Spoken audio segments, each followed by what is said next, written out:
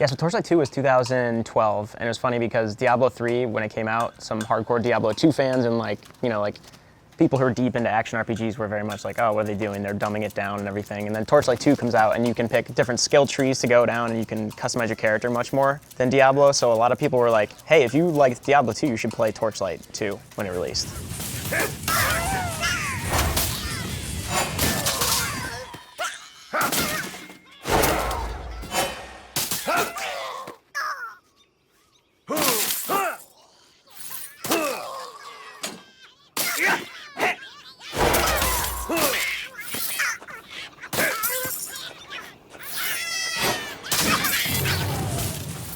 I mean, like, it was cool just because their classes aren't like necessarily like your traditional like warrior, mage, like hunter or Amazon, and it was like a fun, playful thing. It was more like cartoony, like stylistically, and I think that Torchlight 2, from what I remember, was like an upgrade from 1 just because, you know, you could co-op. But now, like, you know, Torchlight Frontiers is kind of like on the horizon, and we got to check that out, which is pretty cool. There's a lot they're trying to do with this game. Like, structurally, they're trying to revamp what an action RPG plays like in the long term. But first, I kind of want to get into the fact that it's called Torchlight Frontiers. It's not called Torchlight 3. There is a reason. So, being very reductive, imagine an MMO collides with Torchlight 2. Or to be even more reductive, if you're not really into Torchlight, an MMO clashes with Diablo. Obviously, like, it's an action RPG, so if you play Path of Exile, you know what we're talking about. Marvel Heroes, similar thing. They're taking a lot of inspiration from pretty much all the other games, but it's called Torchlight Frontiers because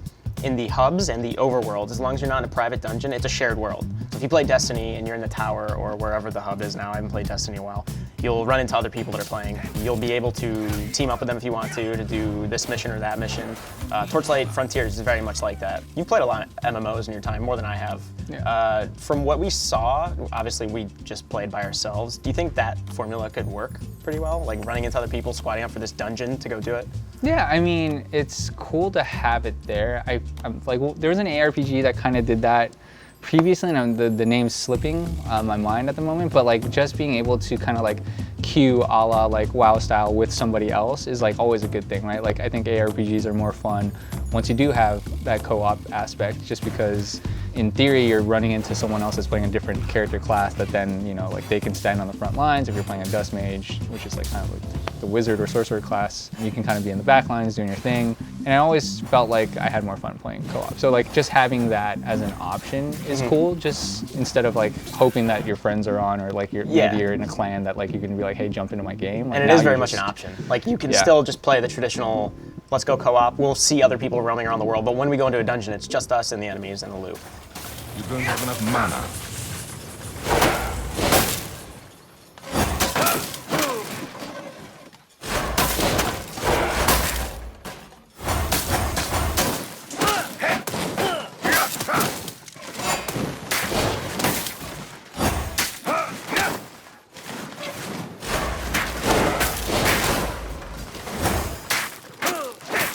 That's another thing they're really changing with this, opposed to most action RPGs and Torchlight 2. There's no character rank. It's all your progression, your power, your abilities are all based on your loot and your abilities. So like you can build out certain skill builds, but there's no like, you're not going to be rank 12. You're not going to be like having Paragon levels or anything. Like there will be Endgame. We can get into that, but it's very much about finding this loot and like getting better just through the items you're getting.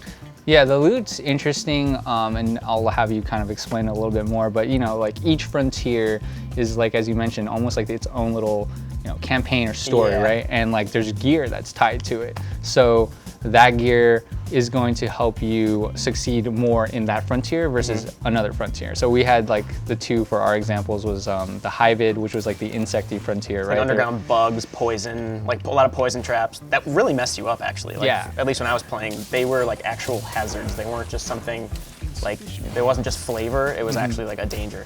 Yeah, and so that gear has more like, you know, poison resistance and is more, like I said, catered to that area. So like you'll definitely want to wear that in the Hyvid area, and vice versa with like the Orc area. It's like fire and like physical, the Goblin Forest. And also art-wise, they reflect where you got them. So the bug armor looks like you. It's not like Monster Hunter levels of like, oh, I killed that monster. So, but it, like almost like that looks like a bug's thorax or like a bug's wings, like or like the bugs like gossamer webbing that you got. And then the Goblin Forest looks very much like industrialized orc woodland stuff, which is really cool because that is how the progression works, and that's what's weird initially. And then we had a lot of questions about it because, like you mentioned, there are individual frontiers, or I guess in a traditional action RPG, if you played a lot of Diablo, it's very much about getting your character to max level and then doing endgame stuff and getting like really OP, like legendary gear, which you can then take to other maybe random rolled RNG dungeons that you want to just get through quick for the loot, and then just really min-maxing your character. Parts of that will exist here, but you're gonna be, say you play in the Goblin Forest for 20 hours, you'll get really good Goblin Forest gear. When you switch over to a different frontier, it's essentially like prestiging or something if you played Call of Duty. It's like you're going to another campaign, you're going to the Hivid area, and that gear that you got in the Goblin Forest is getting scaled down. So you bring your top level Goblin gear to the Hivid area, it's gonna go down to like level 4 instead of 30. So that worried me a little bit at first because I was like, well, what was the point of getting that Goblin gear if it's just gonna get scaled down to like pretty much useless in Hivid? But they are taking measures they're essentially like, you are building up really powerful gear sets, but specific to each frontier. So the end game will be more about building not just one very powerful loadout, it'll be about building like a very powerful loadout specifically for the Goblin area or specifically for the bug area, which sounds cool in theory.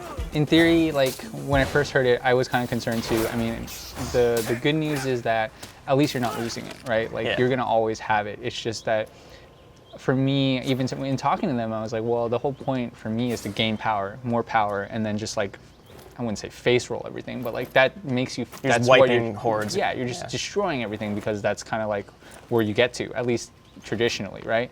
And so I think I need to play more to kind of see how this system really works. I wouldn't put it past them to say that it's not going to work because they've clearly worked on like Diablo 2 and Torchlight 1, they've got art directors from Diablo 2, the art director from Diablo 2, if I'm not mistaken. They've got like level designers from Diablo 3 and 2. Like they have a lot of they have people from Marvel Heroes that have come over here. Like they have a lot of collective talent from this specific genre.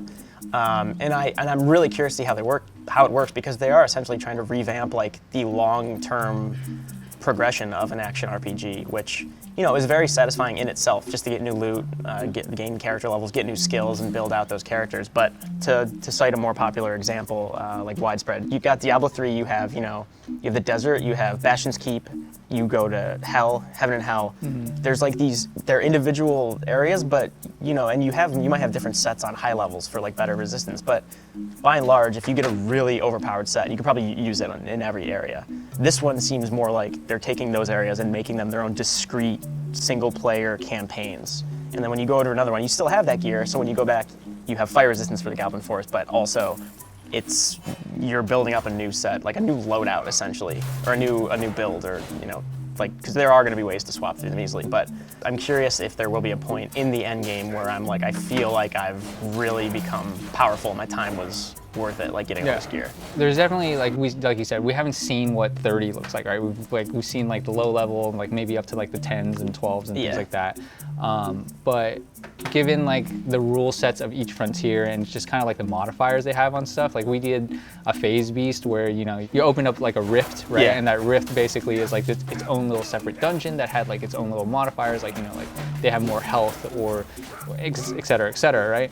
So he was saying to me when I asked about that late game is that like there's the potential now, that they could potentially make a like different frontier that's just like for endgame that has like all these different modifiers, and then you're gonna have to find and pick your kind of like best pieces of like armor just to kind of like and you could like maybe like I don't know, like from what I took, this could be, I might have misheard it. You could like re-roll like dungeon stats and whatnot to like actually get the most preferable setup for what you have. I think so. Yeah. But yeah, that's just like speculative, right? That's just something he said like as an idea. Like so that might not be in the game, but it's just cool to hear that like they're thinking about that too, because they're just trying to find a nice twist on the genre, right? But still kind of hold some of those roots. And I just need to play it more to see like what does that look like when I beat a frontier, get some of that gear, and then try to like go somewhere else. Like, do I feel like it was like a painful experience to like lose that power that I had, or does it feel fresh to kind of just like be like, hey Mike, you're in Hivid, I'm going to join you in Hivid. Oh, some of this stuff's not as good, but that's okay because I'm getting all this other stuff that's Hivid,